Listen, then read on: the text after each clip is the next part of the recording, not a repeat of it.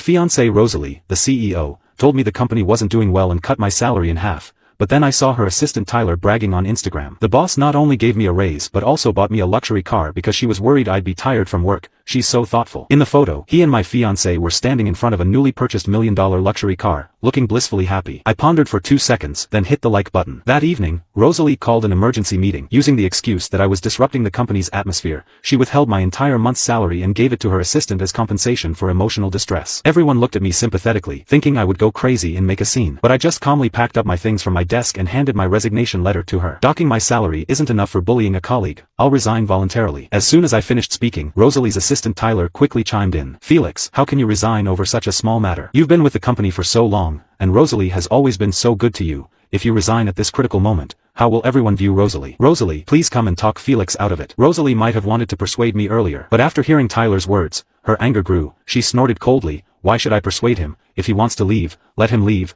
I have nothing to hide. I'm not afraid of what anyone might say. Then, without hesitation, she signed my resignation letter and threw it in my face. The onlooking colleagues were dumbfounded. A colleague who was close to me quickly whispered, urging me to apologize and not to act on impulse. Almost everyone present knew that I had helped Rosalie build this company from scratch. When the company was short on money, I worked tirelessly to secure investments. When projects couldn't be completed, I led the team in pulling all-nighters to get the work done. I had poured countless hours and emotions into every aspect of the business. Now that the company had completed its financing and was about to go public, anyone in their right mind wouldn't leave at this time. But I remained calm, picking up the resignation letter from the ground. I'll leave after I finish handing over my work. No need for a handover. Just get out now, Rosalie said coldly, pointing at the door. Seeing this, I said nothing more. After saying goodbye to a few people, I picked up my things and left. Before I left, I looked back at Rosalie one last time. I clearly saw a flash of complexity in her cold, calm eyes. Of course, I knew why. She didn't think I would leave. We had fallen out before, but after leaving for a short while, I would always regret it and go back to her as if nothing had happened, apologizing and continuing to work as usual. But perhaps she didn't know that this time was different from before. My patience with her had finally run out. I walked to the parking garage. I found my old car that I had been driving for 10 years, with several patches of paint worn off. Next to it was parked a brand new top-of-the-line Porsche, the one Rosalie had just given to Tyler today. There were many empty spaces in the garage, yet he chose to park right here. I understood, this was his way of taunting me. These weren't just two cars, they were more like the two of us. I had been with Rosalie for 10 years, yet I wasn't as valued as Tyler, who had only joined 10 months ago. I laughed self-mockingly and got into my car. Just then, a text message came through. I opened it to see a transfer from my friend. This morning when Rosalie said the company wasn't doing well and wanted to cut my salary,